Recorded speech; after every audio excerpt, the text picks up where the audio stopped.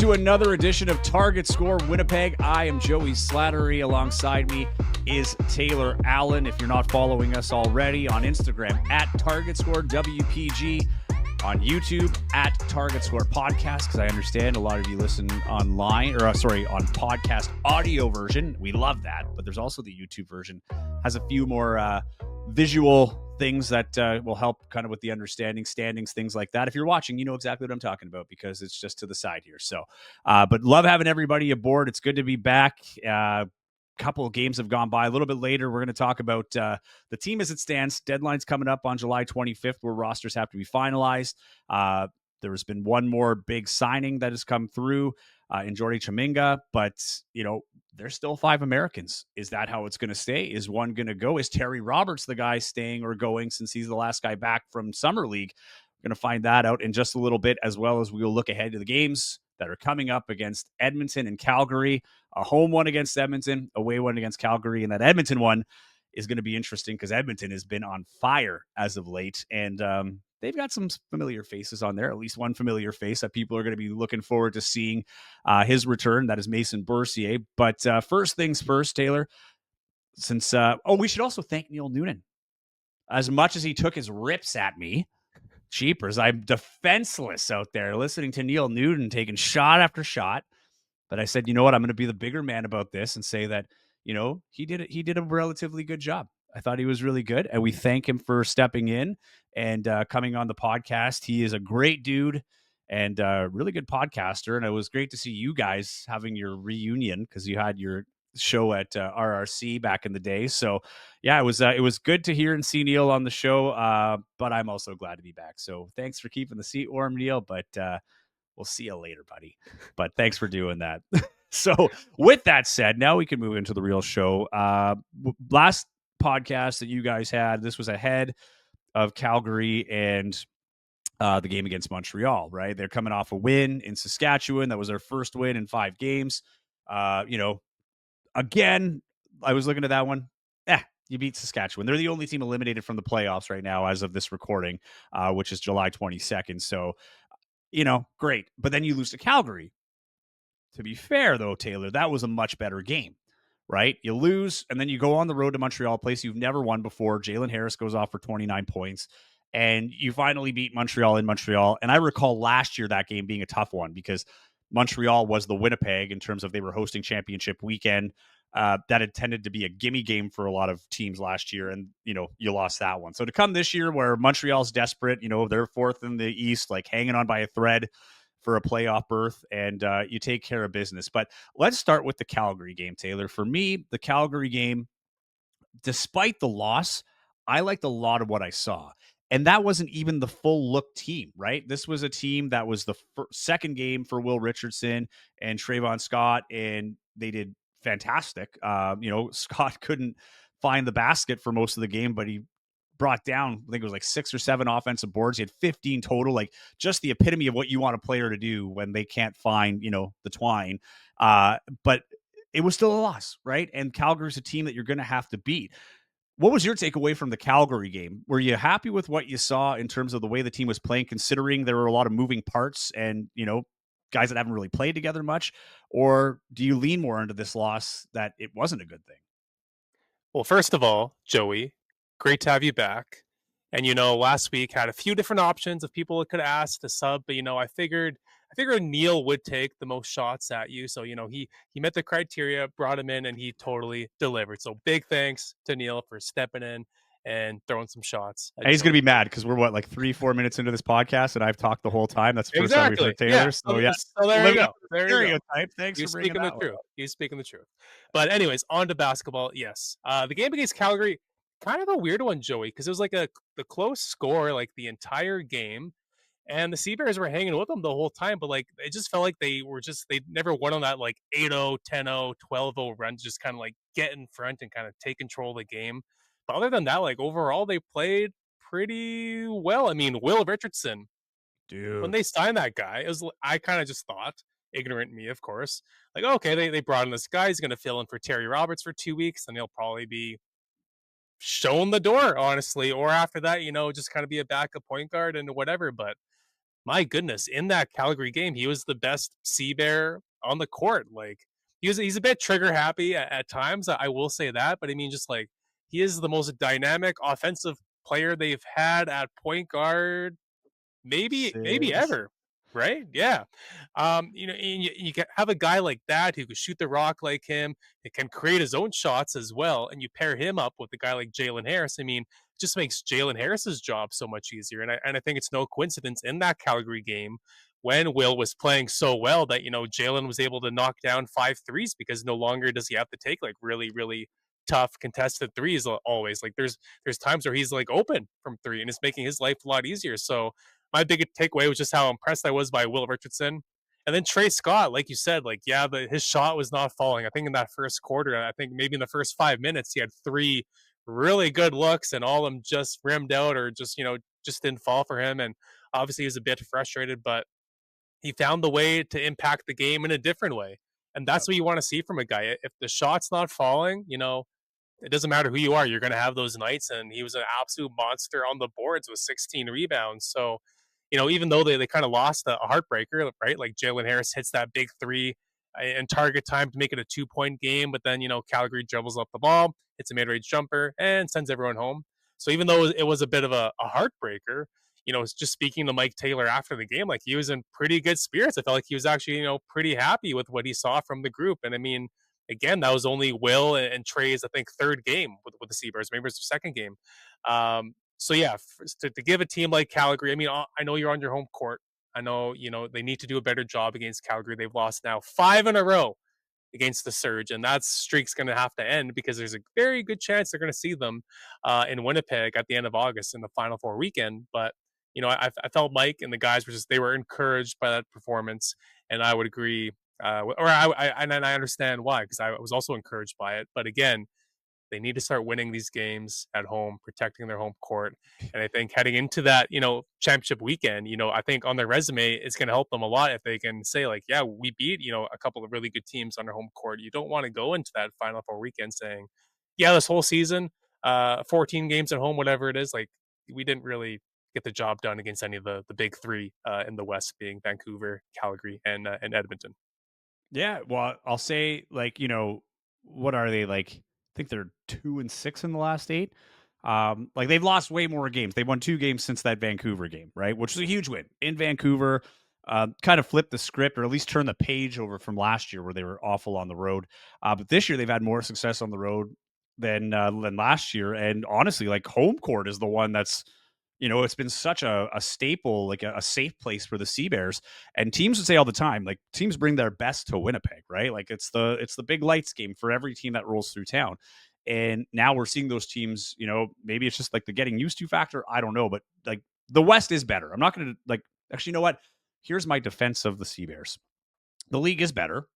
They're a good team on paper. They've had a lot of in and out. So you look at that Calgary game, Jalen Harris had 22 points.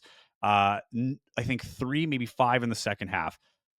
Simi Shadou got in foul trouble in that second half of that game. He had 0 points. He had all of his 19 points in the first half, right? Will Richardson almost has a triple double, 8 assists, 8 rebounds, 7 assists, 23 points. And Trayvon Scott, to your point, 3 from 11 from the field, not great, but he had 6 offensive boards and 10 defensive for 16 total.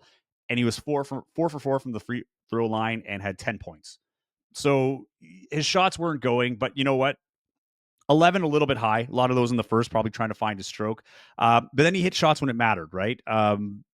But you're right in the sense that you have to learn to beat these teams. You beat Vancouver on the road, but you have to win at home, especially this year. Like you don't have a road playoff game. You have the luxury of home court advantage at the most important games, conference final and championship final. Now, the other thing where I'll step in for them here too is I'm interested to see what this team is going to look like when it's all said and done. Because then they go to Montreal. Jalen Williams joins them back like fresh off the plane from Dallas, or at least summer league, playing with Dallas. Playing on we'll say a bit of a high. I'm sure you go in, you play in the NBA or with the NBA, get that under your belt. Coming fresh off playing with Cooper Flag, you're going to have a little bit of, how would I put it? You're going to have a little bit of confidence. You're going to have a little bit of swagger coming into it, right? So you kind of had you kind of saw that a little bit where you're getting guys coming back and things are going well. I'm trying to pull up his stats here. But like Jalen Williams coming off 15 points, 6 boards and an assist. Like, so now he's back. 66% from the field he shot. Like he had a very Yeah. efficient game fresh off the plane. Like you said, like he met the team in Montreal. So Yeah. Six yeah, for nine from the field. So totally. Right. So now you're seeing that piece come in. Now, the Montreal game. Okay. Depends on how you look at it. 94-81 was the final score. Montreal's been struggling, and they should be desperate. But I like that win. You're on the road. You get your first one out of the way. Jalen Harris does what Jalen Harris had to do that game, score, just shy of 30 points, so 29. But it was a 13-point win, right? Like that's the other thing is like you separated and you got it done in target time. That was a great target time for the Sea Bears. So yeah, and now you've got Friday. So by Friday's game, Taylor, we will know who the team is. There's no more changes. The 25th is the deadline. You cannot make any more roster changes, right? So now you've got all the players that we've seen, right? Jordy Shemanga will be making his debut there. We haven't even got into him, but we'll get him into him and his acquisition in a little bit. But you got Will Richardson, as you said, probably a bit of a surprise. Really dynamic guy. And then you've got Trayvon Scott, who was here. And those guys were brought in to replace Jalen Williams and Terry Roberts, who were off to Summer League. In that process, Tevian Jones goes. But you still have 5 Americans. And Taylor, you're not sure that Terry Roberts might even be coming back because that was the big question. How are you going to? You can have up to 6 imports, but you can only have 4 on the active roster, and that comes with a different salary cap things too, right? So it's not an easy sell to be like, hey man, we're gonna scratch you today. Like, can you just sit this game out? Like a guy who's coming in for a very valuable American spot. But last time I had talked to Mike Taylor, I asked him about it. Like this would have been during the Montreal game, and they were operating as they were coming back. But you were at the last practice. Let's let you take it over from here. Yeah, so last week when I was talking to Mike Taylor about Terry Roberts coming back, similar to you, Joey, like he was, pretty hopeful and pretty confident that he was going to come back, and he seemed very excited about the idea of having this, really strong 1-2 punch, excuse me, at point guard with Terry Roberts and Will Richardson.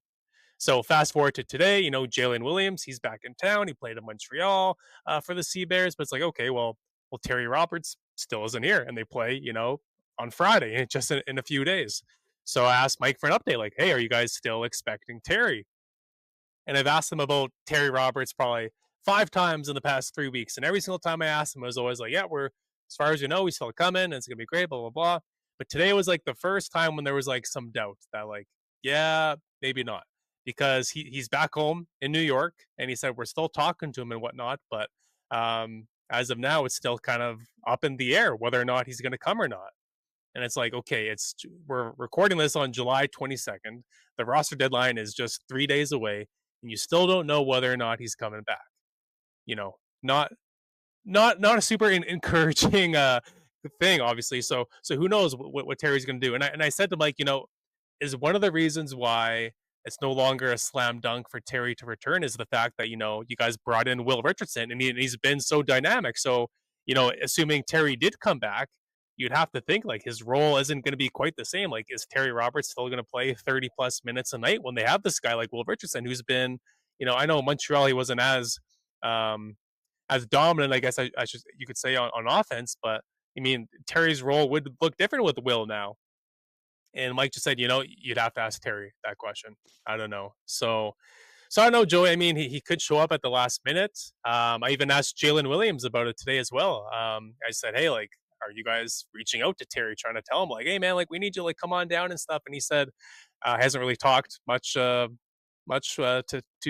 Terry. He said he did see him in Vegas at Summer League, and they talked a little bit, but he said, at least he personally isn't, blowing up Terry's phone. He's kind of, respecting the process and whatever, but said like we would love to have him back. So yeah, that's a bit of a blow, but maybe it's not, Joey, because if you do if Terry does come back, that would give them too many Americans, Yeah. right? That would be, I mean, sometimes it's nice to have all that depth, obviously, but then you're making a decision like, okay, who's the odd guy out? Who's going to be sitting out? So they might not have to worry about that, but then at the same time, it's like, okay, well, if you had a guy like Terry or Will, whoever you decide to start coming off the bench, I mean, I I spent probably 30 minutes talking to Neil last week about how bad I think this bench has been all year. That would be quite the Yeah. luxury. It would probably fix that problem. But I don't know. At this point, if I'm a betting man, I'd probably bet on Terry not coming, but that doesn't mean he's for sure not coming. But we'll see. Well, and that was a big signing, with Maurice Kalou, another guy we've not mentioned on this episode. A big thing with him coming was he's willing to come off the bench. And this guy's a starter in the CBL. He's one of the top Canadians, right? Like, this is a guy that's got a ton of experience, But not only in the CBL. He didn't play in Montreal. Yeah, but the Montreal thing too, I know with him, like, he's coming off injuries, right? Like, that was kind of the iffy part with it. He hadn't played since March before that game against Calgary, and even in that game against Calgary, like, his minutes were limited. Like, I thought we would see more of him, especially when like when Simi came in. I thought, like, okay, like, this is the time. But I think that's more of an easing him into it. They're more, again, the Sea Bears are running a different race than everybody else, right? This is not, they're not jockeying for position. They're not fighting for a playoff spot. Like, their outcome for the playoffs or getting into the playoffs is predetermined.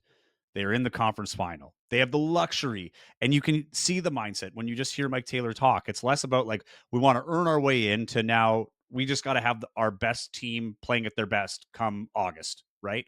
And come championship weekend. And that's fair. That's not a knock. That is something that they should be doing. Like, that is the luxury of hosting championship weekend, 100%.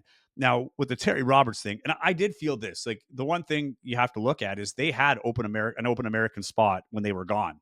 So they could have brought in another rental even, right? To just bolster up for the games that those guys were gone. They didn't do it. And I think part of that was because they wanted both of them to feel welcome back, right? Like, we're not replacing you, the player. We're replacing the open spot that you left to go to Summer League. And I think there's that mutual respect. But as you say, like, I was in the same boat. Like, Will Richardson was like, I didn't know much about him, right? Like, this is a guy that kind of came in and was like, boom, triple double, 8 assists. And I don't think that it's like the goal was, oh, he's playing so good, we're going to replace Terry Roberts with Will Richardson. I don't think that was it. I think Mike Taylor's looking at it as a guy who's looking at, the evolution of basketball and how we're kind of going more to, like, lineups now, right? It's less about starters and reserves. And you're even seeing it a little more in the NBA now, where it's like you're putting out looks, right? You always hear Mike Taylor talk about the looks. We want to get our looks. We want to see what's out there and, preparing for these situations. But to the 5 American thing, you're allowed 6, but only 4 on the active roster. And that's important. So looking at the roster makeup now, the obvious one, right, would be you have 2 point guards. So, like, it seems like the easy one. They're not an easy decision because they're both really good, but I can see where Terry Roberts is coming from if that's what he's thinking. Well, yeah, I was playing a lot. It was my show. Like, I had, Joffrey James coming in, who's, fresh off his U Sports career, like, still a U Sports player. So it's like you have guys that were, like, never going to take your starting role. And now you're coming into, like, oh man, I've seen this guy tear up the CEBL in a very short time. I'm just coming back from Summer League. Am I going to be rusty? How long's my leash? That might all be playing. If it did work, like, I think it would have been an unreal to see the look of those 2 guys handling the ball. Can you imagine having that small lineup? You know what I mean? Where you have 2 guys that can handle the ball, set themselves up, set each other up, because both of them can hit shots. Like, that's the other thing. Like, you can't just sit back and read where the pass is going because they'll take the shot. But I would understand where he's coming from, but I do think if he comes here, there's a much better team. And having that off the bench, like, you can legit have a full game where you never take a step back from point guard, right? And you can win that championship, which I think goes further than, your minutes getting docked in the last few games. Like, I don't know how many scouts and coaches are looking at that, like, well, is playing time got docked back, and another point guard came in whose time will also get docked back after the first few games because they'd be splitting it more evenly, I'd imagine, unless there's a really hot hand. But they won a championship. Like, I think, to me, like, you can't lose sight of the opportunity of, yeah, we had 2 really good point guards that I was in a competition with every single day, right, for those minutes. But I was a good teammate, and we won a championship because of it, because we pushed each other, right? And that goes for both of them. I'm not saying just Terry or Will. Like, that's the kind of stuff I think I'd be looking for as a coach or a scout if I'm going to offer them, whether it be Europe or the NBA, whatever. But a lot of eyes are going to be out there on Friday looking to see if number 3 is there. And we'll know because that is the deadline. So if he's not there, it'll be safe to say that he's not coming back, at least if he's not on the suspended list or whatever from the roster sheet. But it's going to be interesting. That losing Terry Roberts, he became a fan favorite pretty quick. He's the guy. I think we could both agree Taylor was the most what's the word I'm looking for? Productive, consistent in terms of like his play. Like, you know, he was always high up there in assists. He was always getting the playing time. He played through while he was hurt. That's another thing. I know he was playing hurt earlier in the season. Is he at home now thinking, well, I'm just taking extra time before I have to get back for the next game? That could be it. I don't know. I've not talked to Terry or anybody that is in the know with Terry, right? You know, we just hope that for whatever reason, everything's good, right? Is the big thing. But it would be great to see him back here. This is a. Do you have any last thoughts on Terry Roberts or? Well, kind of just in general, I mean, this league, or at least the Sea Bears, are becoming a team that's very hard for the casual fan to follow. I'll even talk to people who have season tickets, who go to every game or basically every game, and they'll say to me, "So I heard the Sea Bears they signed another guy this week." Like no one can keep track of who's Yeah. coming in, who's coming out. And again, we've said this a million times. It is kind of just a product of being a minor league team and being a summer league and whatever. But yeah, like with Terry Robertson, I mean, this guy left to go play summer league. He ended up playing one summer league game. When Neil and I, talked last week, he had 0 games played at that point. They went down, ended up getting to play 1 game at least, and Jalen Williams ended up playing 3 games with the Mavericks, so a little better. But I mean, Jalen Williams, he averaged 3 points per game in his 3 games that he played with the Mavericks. Like, is that really how much did that experience really help his career? Perhaps maybe making the connections with people and in the NBA circle and whatnot. I don't know, and probably there's probably is more eyes on the NBA summer league because it is just a 2-week thing, and there are so many young guys fresh out of college trying to impress not even just the NBA, just like people overseas and whatever, just trying to get some tape on them as to how Oh they could yeah. potentially look in the pros. So I'm not totally knocking these guys for making the jump, but I mean a guy like Terry, for example, like I just don't really get.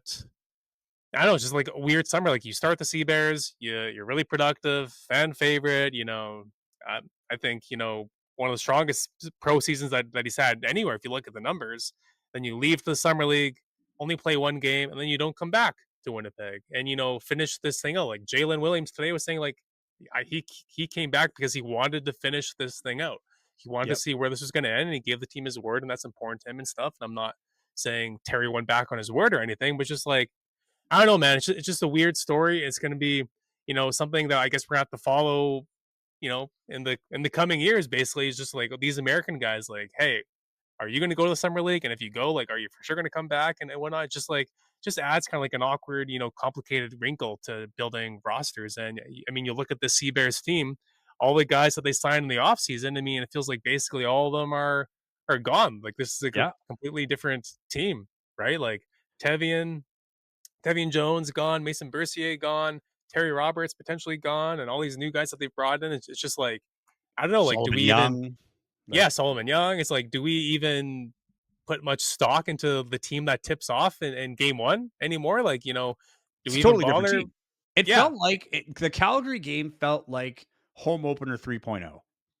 Like we were yeah, which being is insane. reintroduced to It's a another summer league. team with a couple of notable names that we already knew, right? And like kind of like what the home opener of year 2 felt like. I feel like we've had like 3 of those this year, right? Where some familiar faces, but there's a new face every like whatever month or 3 weeks, whatever it is. But the difference is now is this is the final team, right? So after Friday, like come Friday, whatever team you see on the floor that day or that game, that will be your team from now until the end of the season. And, I think if you win a championship, all is forgotten, right? Again, that is the luxury. Yes, this is how the CEBL works. But at the end of the day, you're the team that knows you can win the championship more than anybody else. You have the best odds because you're already placed in the conference final. You have to win 2 games. That's it. The record means literally nothing, which is hard to say. And that's been probably one of the weirder parts to covering this season, Taylor, for you and I, is like you can't put a lot of stock into wins and losses, right? Like in terms of it has no impact on your positioning. Like you can take the loss, like, yeah, okay, not great for morale, not great for culture, but it literally doesn't matter. They could have forfeited all of their games and they'd still be in the the semifinals, the conference finals, to at the end of the year. So it has been different. You're looking for the storylines and they are important, but there's that caveat of They lost, but it doesn't matter, right? So now it'll be interesting to see. Like now, there's no more excuses. There's no more loopholes, or there's no more, like emergency shoots. Like this is the team you're stuck with, right? So can they make it gel by then? We'll see. I think with Terry Roberts, they're much better, but without him, they still have a really good team. And I think Will Richardson has proved he's more than capable to pick up where Terry left off. But maybe with Terry maybe was it a confidence thing going through the G League? Like I don't, or not the G League, sorry, the Summer League. I don't know, right? Like I don't want to speculate on it too much. I have nothing on this, but like obviously you're going to ask questions of like, well, why? Everything seemed great until it wasn't, right? And so, and maybe that's it. Maybe you come back just to kind of silence that. Like, do you want that floating around too, right? I don't know. So it'll be interesting to see, like, because I know Terry Roberts in terms of like his reputation with Long Island, like the Nets organization loves him. He's had nothing but glowing reviews here. He seems like a good teammate. He plays hard. He plays through injury. I mean, he's gone through life stuff that, we're just lucky to have him here essentially and to be able to watch him play basketball. So it'll be interesting to see if he's there on Friday. You know who will be there on Friday? Mason Bourcier. Mason Bourcier, he's already played Winnipeg in Edmonton, but this will be his official return since he left Winnipeg and then signed with Edmonton. And the Stingers are on a heater. They're actually, ironically enough, I say that as they're coming off a loss. They lost to Vancouver last 111-99. It was a close game though. Like, it kind of sounds like, oh well, they lost by 12, but it was a really, really good game. Vancouver's so strong, but Edmonton, nothing to scoff at right now. Mason's been a starter. Um, you know, a dude that kind of called his own shot on that. And looking at his stats from this year, only played 3 games, but like the one thing, Taylor, is like he had 11 minutes average through 3 games with Winnipeg. He's averaging 20.8. He started in 11 of the 12 games he's played with Edmonton. He started in none for Winnipeg. His stats are modest. I mean, his points dipped from 3.3 to 2.9. His field goal percentage is up almost 1%. Whereas the rebounds, that's his biggest one. He's a rebound and a half higher than he was with the Sea Bears earlier this year. Assists up half an assist, but like stats wise, he's like not glowing much better than he was in Winnipeg, but he's definitely having an impact, particularly on defense, where that was his reputation here. Hard worker, go to work, and that's why people loved him and were so shocked to see him leave. But what do you expect from Mason? Like, part of me's thinking here, I think he's a dude that probably wouldn't say it, but I think inside, he's probably seething a bit, right? I don't know if he was ready for that release. Like, I think it was like, I want to get released, and they're like, okay, go. And then he found his spot with Edmonton, and now he's out to prove something. And this is also a big game for Calgary, or sorry, for Edmonton rather, because they're in a race with Calgary right now for that. Wouldn't say last spot, but the top 3 teams will make it to the playoffs. 2 and 3 will play in a play-in game, while the number 1 team will get a bye in the West, right? So Edmonton currently a game and a half back of Calgary. So a win here against Winnipeg goes a long way because that brings them back to within half a game. And, if you get a little help from Winnipeg, then, whatever. Plus, they'll have other games to be played. But this is a big opportunity for Mason Bourcier. And, like, I don't think it's going to be an unwelcoming reception. I think fans are going to be pretty happy to see him I think he'll come out to a few cheers, at least to start. What do you think? Well, I mean, let's pump the brakes a little bit. I mean, Mason Bourcier didn't exactly light the league on fire in Winnipeg, but I will say he's basically the second coming of Steve Nash compared to Joffrey James. I mean, that guy who was basically once Mason left, he was Joffrey James is kind of like, okay, now you're going to be our Canadian backup guard. And Joffrey has been really flat, if we're being honest. And yes, he's just coming out of U Sports and whatever, and maybe that was too much of a role to kind of put that guy in. But But he was yeah, I chosen mean, as the backup before Mason left. Like, so, to well, your for sure, point, like, yeah, you're out of U Sports, but that was an active decision that James was going to be the backup point guard. yeah, which I don't understand because I haven't really seen anything from Joffrey this year that that makes me understand why they would go with him instead of Mason. But I mean, I digress. But I mean, good for Mason. He's gone to Edmonton. He's landed on his feet. He has a much bigger role, which is obviously what he wanted. I mean, when you go to being the third string point guard, yeah, I don't blame you for wanting out and wanting to start fresh. So good for him. I mean, he was a popular player in Winnipeg when he did get released or when he asked for his release. Big difference. A lot of Seabears fans were online, really disappointed with how he was used and stuff because you watch him play and he's a guy that has a high IQ. He's a guy who hustles on defense. He's a guy who can knock down open threes. Like that's kind of like the prototypical guy that you want to be a backup point guard in any league, never mind just the CEBL. So yeah, I'm sure people will, give him a warm welcome and whatnot. But Joey, he's not the only Sea Bear who's gone on to Edmonton and taken a bigger role and impressed with such role. Because Scotty Yeah. Lindsay, man, when he was with Winnipeg last year, there was obviously some games where he like shot the lights out. I was like, okay, like yeah, this guy's a really good player. But there were also many games with Scotty Lindsay that I watched last summer where it was like it just felt like he disappeared, right? Like, it just felt like the minutes would go by and he just there wasn't he wasn't really having much, if any, impact on the game. So when he didn't come back or they didn't bring him back this year, it's kind of like, okay, like yeah, I respect that move, or I kind of agree with that move. You could probably bring in a different import and get some more out of them than Scotty. But I'm eating my words now because Scotty has been arguably one of the best imports in the league this year. I mean, just the other Yeah. week, I think he dropped 29 points, and he had a game against Niagara earlier this year where he dropped 32 points, and it's just like he's going off. And I think this year he's averaging 17 points per game. He's shooting the ball really well. Like he has been like an awesome like 3-and-D type of player for Edmonton. And this is a team that won. What was it? They won 6 or 7 games right They before in a their, row, their latest they one. lost to Vancouver. It wasn't even like a, you know what I mean? Like it wasn't even like a bust of a game. You're playing the best team in the league essentially, right? And on a 7 game run. So even the way they lost it wasn't terrible. Yeah, and you don't see teams go on 7 game heaters, very often in this league. So you look at Edmonton's record; they're at 11-7, which is obviously a strong record, but doesn't exactly scream like they're a giant in this league. But no matter where they finish in the West, whether it's 1, 2, or 3, they're going to be a tough out in the playoffs. And this is a team that Winnipeg has been bounced out of the playoffs by. I mean, I know it's all different players or whatever, but Edmonton, seemingly has Winnipeg's number in the playoffs, right? They've knocked them out in the last 2 play-in games. So, yeah, the Stingers, it's very easy to get caught up in the Vancouver Bandits, because just they've been steamrolling teams, right? And Calgary, just especially how they've dominated Winnipeg. But Edmonton, like, do not forget about these guys. So I'm actually really excited for Friday's game. Same here, and like even like to what you brought up with Mason, like because even looking at his stats from just like even last year, which I think are a better comparison, right? Like played 21 games last year total, including playoff game with Winnipeg. He started in only 3 of them, right? But his minutes were about the same now. Like he was 20.6, now he's 20.8.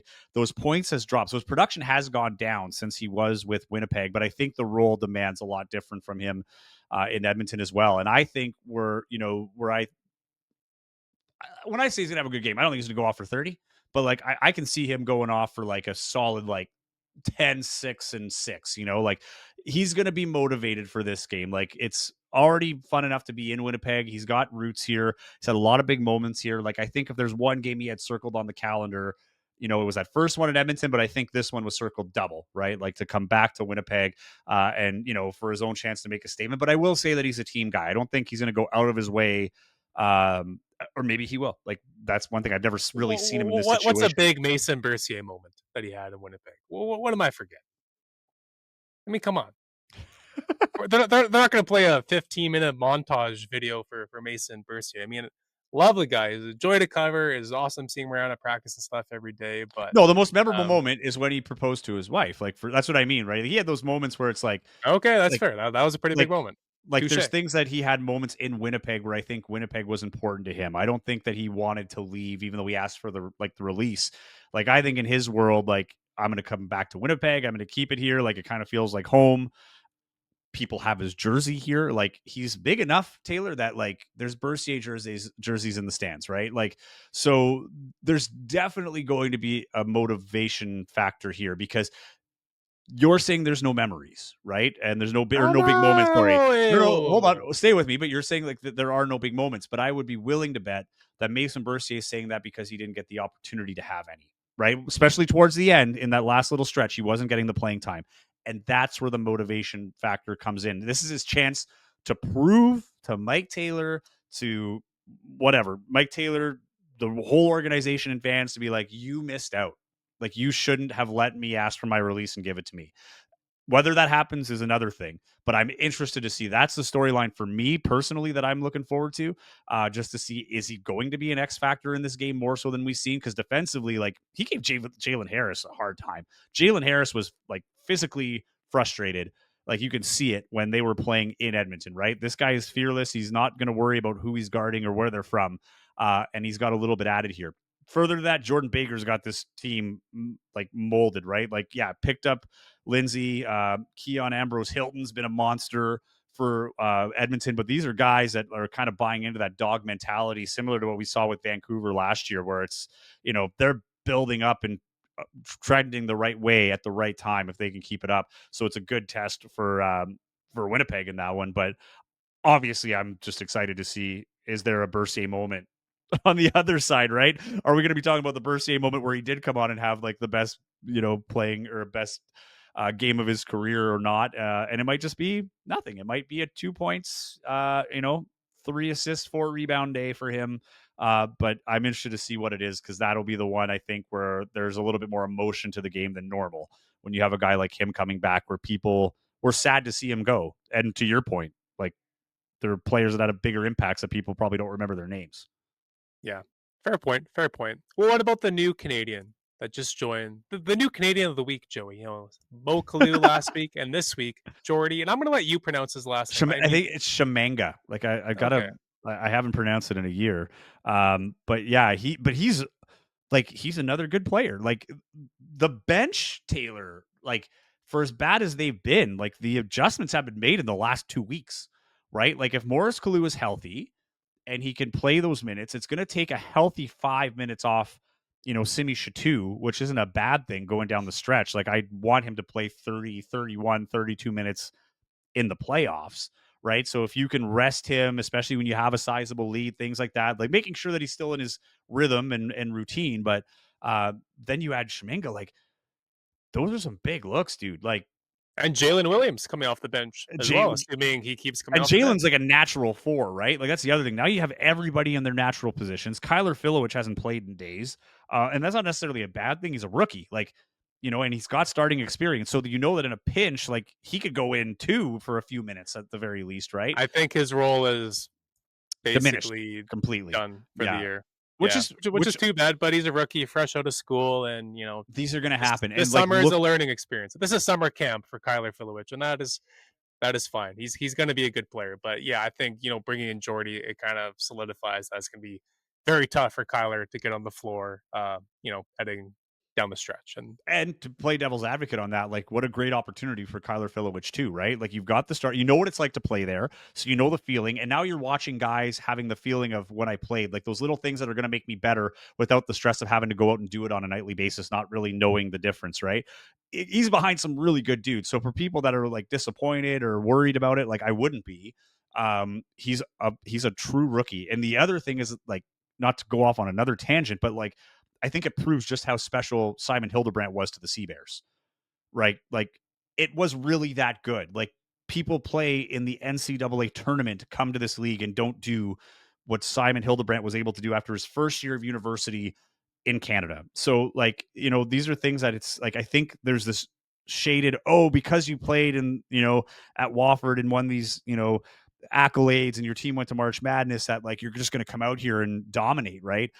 And there were people that thought that off the top. I think we might have talked about that in one of the first episodes. And I was kind of thinking, like, I don't know, man. Like, it's his first games. Let's like let him kind of feel it out. But it's a great situation to have Jordy Shamanga on there, because like, they don't have the 3-point shooting. Their field goal percentage is awful, right? Last in the league in both.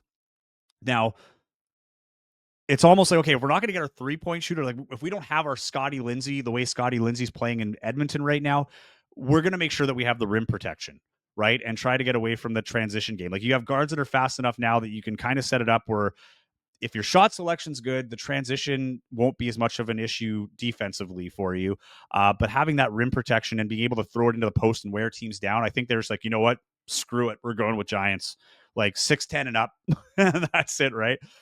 So I'm interested. It's a bold move, but there's definitely an identity now.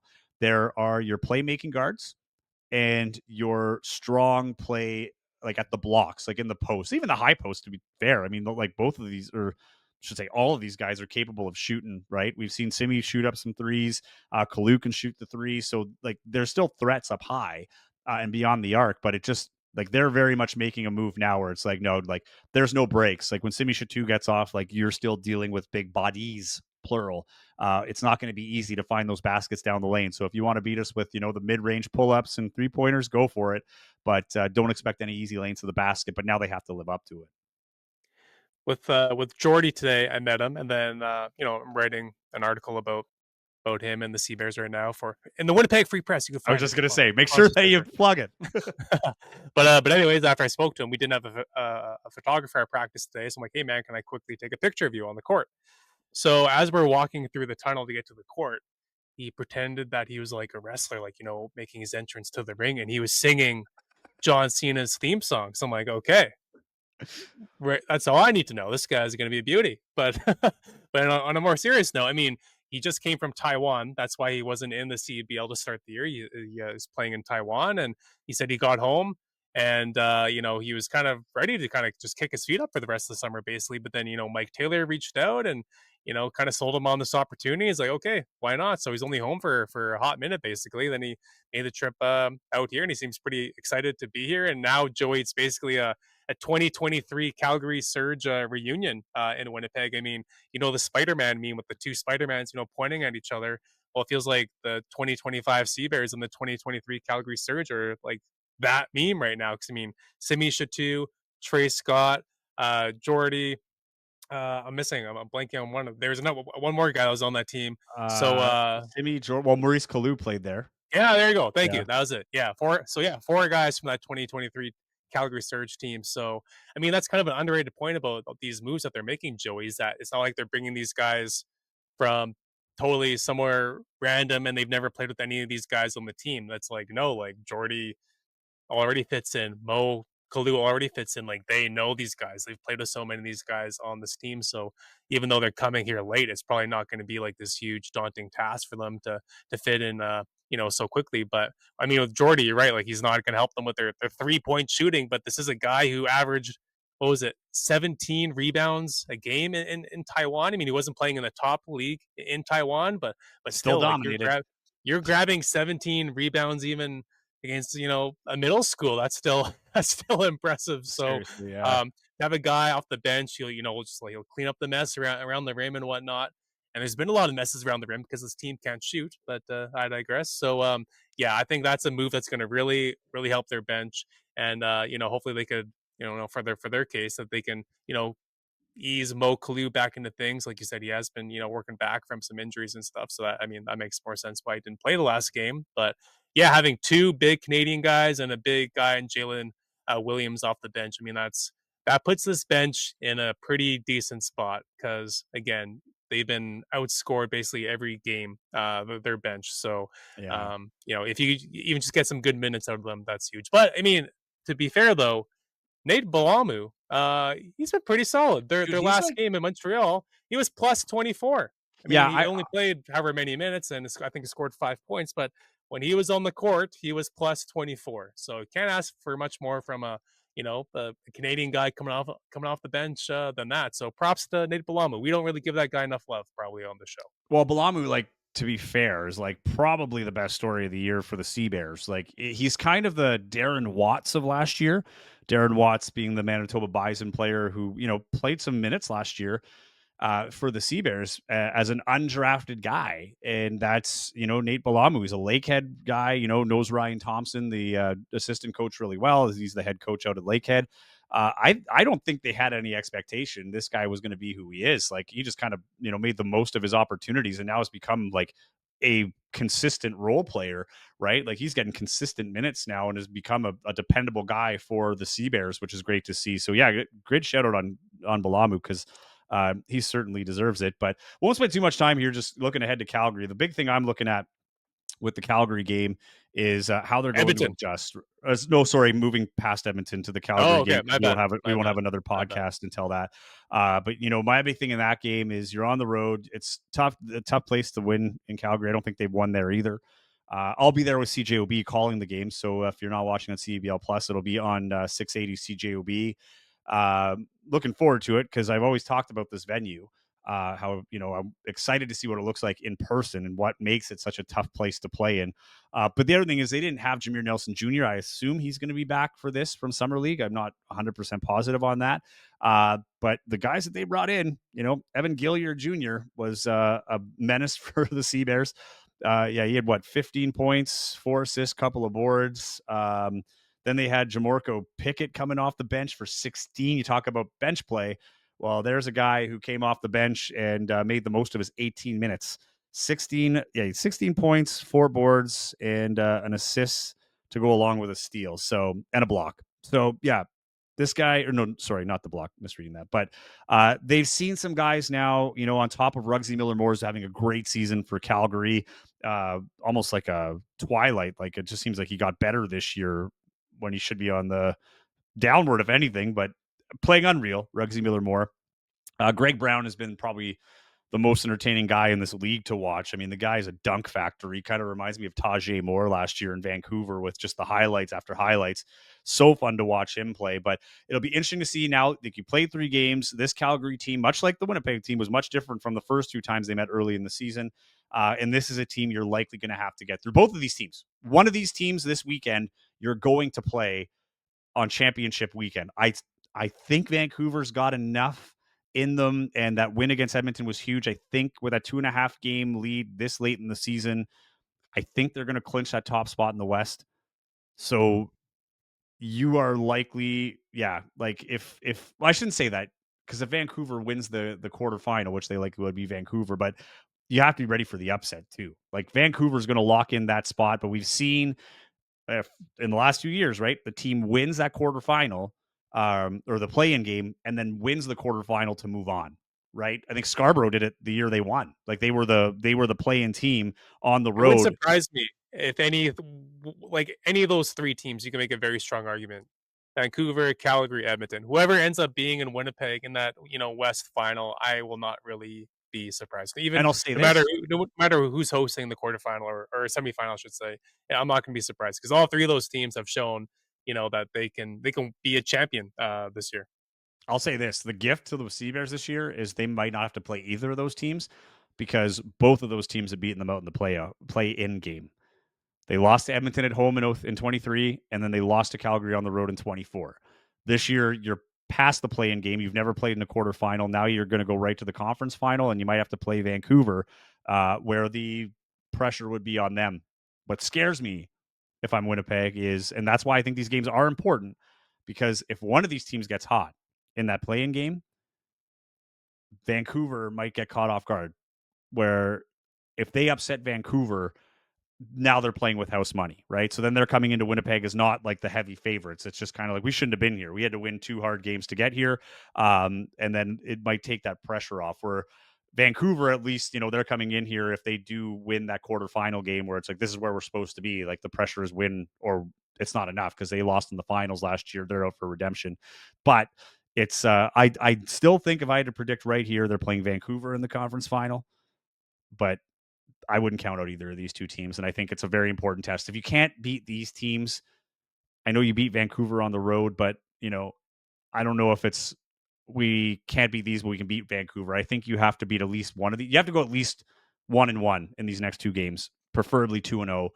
to give yourself some relief, the fans some relief, but also some confidence that, okay, we beat the other ones. The only other team left to beat now is Vancouver, and we've done that once. We beat everybody. Like, at a crunch time when all the good players were there. So that's my thing is I think you actually need to have the mindset that we have to win one, and their mindset will probably be we have to win both, right? So if you get that game against Edmonton, that would be a huge win on home court where Edmonton historically, aside from that, like the last 2 games, has been the only successful team for a long time on this home floor. So it's not a team that's, going to come in shell shocked. They have some motivation there on numerous accounts, as we talked about. So if you can take care of business on home court, then go to Calgary and finally get over that hump, unlike last week, then all of a sudden, you're going to be talked about as a threat and not the team that's just got to win 2 games. Now it'll be like, oh no, we actually have to go in there and beat Winnipeg. So good opportunity to make that statement. But we'll see. That game is on Friday. Friday night, 7:30 start, I believe. And then 3 o'clock local start, local being Manitoba time. In Calgary, 2 o'clock start Mountain. So big test ahead. And I think it's going to be a fun end of the season regardless. We know who the team's going to be. Do they have it in them? Is this the team that is it? It will be it in terms of roster moves, but is this the team that Mike Taylor dreamed of and the fans were hoping for to bring that championship home on home turf? We're going to have to wait and see. Any final thoughts, Taylor? Got 3 for you. Earlier on the show, I said the last 2 seasons of the Sea Bears were knocked out by Edmonton. So clearly, I'm misremembering that. Didn't they lose a game? I think they lost the game to Edmonton late last year, like their last So home game it's last because in the year. first year, what happened was in the first year, they lost to Edmonton in the last game of the year. And had they won that game, they would have had a bye to the quarterfinal. Yes. But because they lost that game, they still retained home advantage for the play-in game. And 6 days after that loss, Edmonton beat them again. And then they Yes. moved on to Calgary. Last year, it was Calgary. That was the I don't remember who they played last in the season, but Calgary was the host play-in. Okay. I got the For them. province right. That's Yeah. whatever. There you go. So my bad on that, folks. But anyways, I have been to the WinSport Event Center in Calgary, but I was there for the Scotties Tournament of Hearts, watching Jennifer Jones, Rachel Holman. So I can't really speak as to why that building has been so good for the Surge. So it'll be interesting to hear your thoughts next week. And in closing, Joey, or at least my last thought is, going into that Final Four weekend, like I was saying earlier, it'd be really nice for these guys, for their sake, to knock off one of these top 3 teams in the West, just down the stretch and whatever. But maybe there's also part of me that thinks, you know what, Joey, maybe it's not a bad thing if they finish this year with very minimal success against the big 3 in the West, because when it heads into that championship weekend, whoever it may be, good chance to be Vancouver, but whether even if it's Calgary or Edmonton, they sneak through, you know, maybe it'll take Winnipeg a little, for granted a little bit. Maybe they'll kind of Yeah. overlook them a little bit. Like, these Sea Bears, they've done nothing against, the West this year. They're just here because they're hosting. No problem. Piece of cake. So I don't know. Maybe there's something to that. That may be the fact that if the Sea Bear, I mean, you don't want to aim to do this, obviously, but I'm just saying this might end up being in a crazy way a benefit to having, not a great run against these teams this year. So we'll see. But also, too, having said that, do you really think the Sea Bears are revealing all of their cards in these games when they are playing these guys? I mean, I did talk to Mike Taylor about this, I think 3 weeks ago or something like that, saying like, hey, like when you do play one of like these Western rivals, like, are you really throwing everything and the kitchen sink at them, knowing that there's a good chance, they'll see you at the end. And he didn't say like, yeah, we're not, and we're not going to try as hard, but he did kind of make it sound like, yeah, we are, kind of keeping some tricks up our sleeves. Because I mean, what's the point in revealing your whole hand at this point of the year? So I don't know. That'll be something to think about and talk about moving forward. But yeah, either way, playing the 2 Alberta teams this weekend, just to make Sea Bears fans more confident. I think, I mean, Winnipeg will have to go at the very least 1-1. Otherwise, if they drop both these guys, I think the fans here are going to be like, what the heck, like we have no Yeah. chance, even though we have to just win one game at the end. And just for clarification, like, yeah, it was because last year the Sea Bears' last 3 games were they had a loss to 87-83, lost to Calgary in the second last game. Then they played their last game of the season in Edmonton, lost 89-86. Then they went back to Calgary to play in that game, and they lost 84-82. So there was a lot of Alberta at the end of the season last year. So that's where the confusion comes in. But regardless, they don't have to worry about playing games. They don't have to even worry about quarterfinals. They have conference finals, and they have a few more games to prepare. First one comes on Friday against Edmonton, 7:30. That game's on TSN Plus and CEBL Plus, and then the game in Calgary is at 2 o'clock Mountain, 3 o'clock Manitoba Central Time, and that will be on CEBL Plus, TSN Plus, and CJOB. I will have the call on CJOB for that one. Actually, I'll call on CJOB for both of them. So if you want to listen to the radio and go old school, I'll be there. We'll see you there. Thanks again for coming on here, Taylor, and hashing this out. We'll be back next week. Again, you can follow us on Instagram at TargetScoreWPG. Taylor is at Taylor Allen 31, and I am at Joey Slattery TV. Of course, I'll have your game day reports and everything on Instagram as well, which you can find on our Target Score page. And enjoy the rest of your day, Taylor. We'll see you next week, and enjoy the games, everyone. We'll see you then.